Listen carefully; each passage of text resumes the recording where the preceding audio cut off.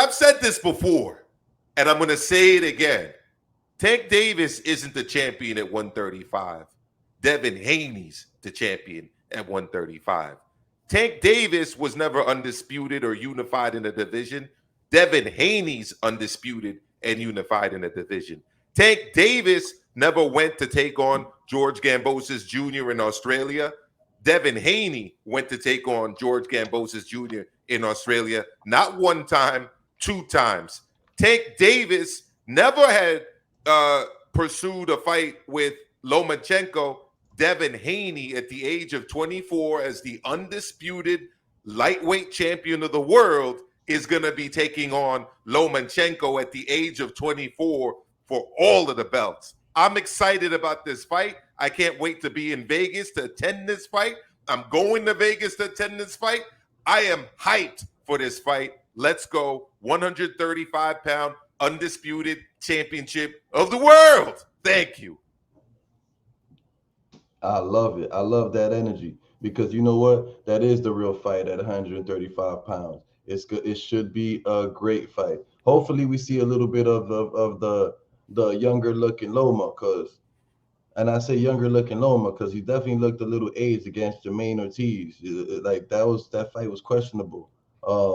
And then he lost against Teo, and oh man, you give your synopsis and breakdown first, and I'll give my thoughts after because I already know which way I'm going and who I think is potentially going to win this fight, and I'm willing to put money on it. Let's why don't we check it out, Kenny? All right, why don't we check it out ourselves? Why don't we because I watched episode 1 of this. Episode 2 you guys should check out right at the end of this show. I'm talking about the blood, sweat, and tears. Let's have a little listen, a little watch. Let's go.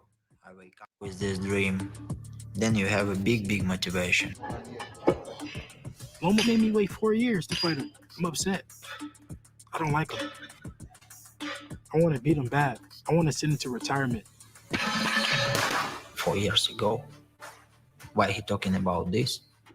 Now for him it will be more easily than 4 years ago. No more words, only May 20th. This is a fight. We'll see.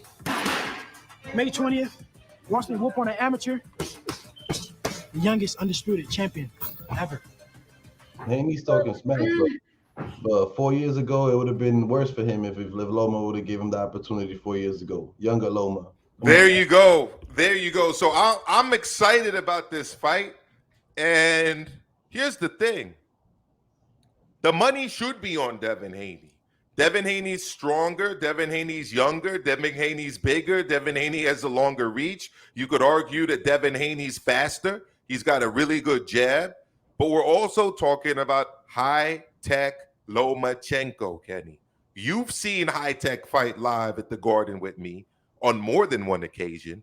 You saw him get off the canvas against Linares. You saw him put a beating on Comey. We were at both of those fights. You might have been at more fights than that Loma fight tonight. I know you were at those two with me. I've been to all of the Loma fights at the Garden. People used to say that I was a Loma hater. I've never been a Loma hater at all. People conflated like my criticisms of Triple G with Loma for some weird reason. I don't know why, but Loma's great. Okay, Loma's the guy that Tank Davis avoided. Loma's the guy who, anytime a reporter asked Tank Davis about Tank Davis started to stutter and his eyes started going all over the place. No, Devin Haney's the guy that's taking on Loma at the age of 24. And I agree with you. It would have been easier for Loma 4 years ago. It's going to be really hard for Loma, especially after what I saw ringside when he took on Jermaine Ortiz live at the Hulu at Madison Square Garden. Okay. Jermaine Ortiz had a lot of success in that fight. I know you were watching it at home and you saw what I saw when I was there live. So Devin Haney is a better version of Jermaine Ortiz as far as I'm concerned. Loma has an uphill battle, but let's not get it twisted. The winner of this fight is by far the best fighter at 135, unless your name is Shakur Stevenson, but Shakur still needs to prove it. Don't come talk to me about Tank Davis in this discussion because it's Devin Haney, it's Loma, and it's Shakur. That's the top three. Go for it. But isn't Tank the face of boxing? But Maestro, what about the pay-per-view number? I don't give a fuck about the pay-per-view numbers.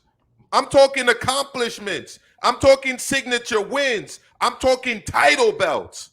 Loma has had those. Tank hasn't. Haney has those.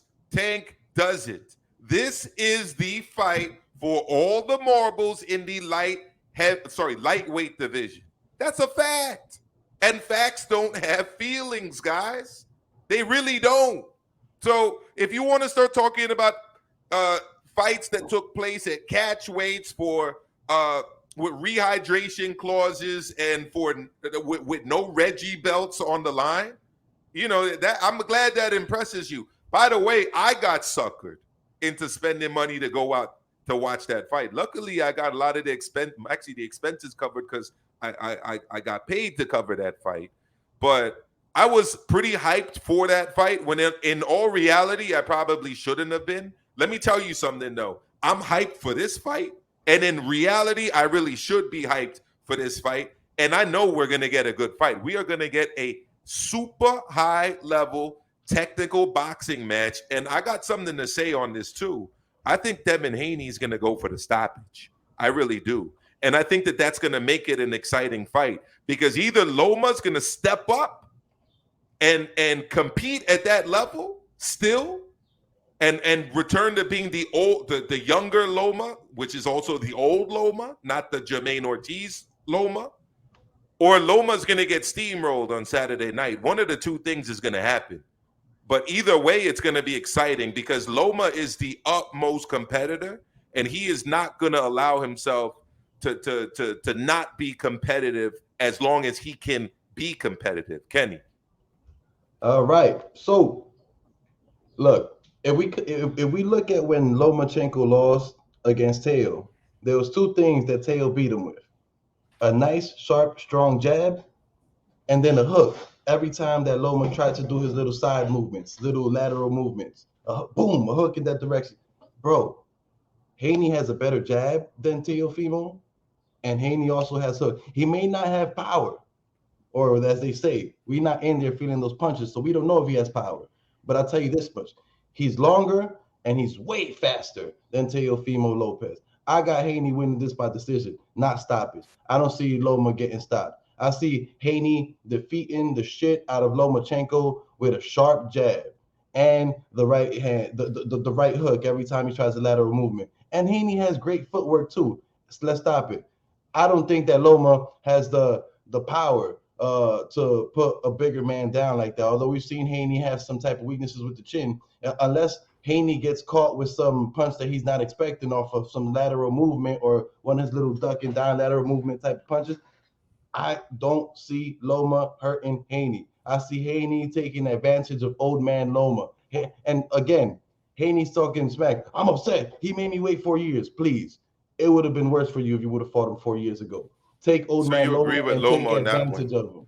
I'm not saying I think Haney's going to stop Loma. I think he's going to go for the stoppage against Loma. And I think that is going to make it an exciting fight because Loma's a guy that fights at the level of his opponent and then kind of will outclass an opponent, or in the last fight not really outclass him that much. But I think, long story short, a quicker way of saying it, that Loma gets motivated for the biggest challenges.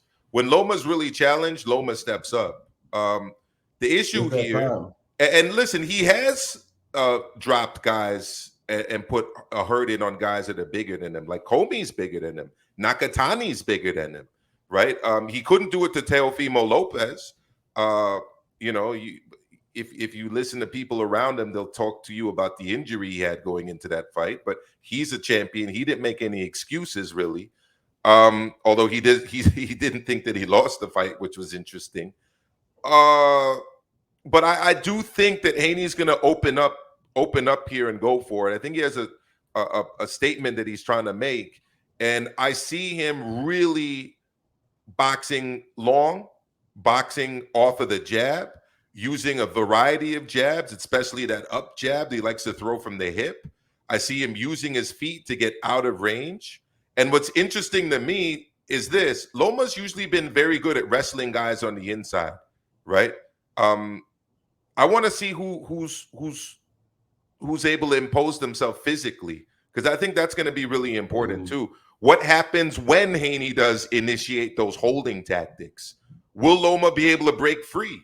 Will Loma be able to hit out of that? Will Loma be able to wrestle his way out of those clinches? Because it's not. Let's not act like Haney's not going to implement that jab right hand holding technique that he likes to do, and then kind of turning you and spinning off of that and hitting you with a couple combination punches. He likes to do that. I want to see how Loma is able to handle that. Let's bring it on two guys, Kenny. They're ready to go mano a mano. I'm talking about Puro Sur and Philly Drew, but I know you have a point to make before they go. Go for it, Kenny. I was gonna say, I don't think that Loma will be able to really power Haney off of the clinch. I think Loma wastes too much energy when he be trying to wrestle these guys, these big guys in the clinch. Like, bro, just hold right back.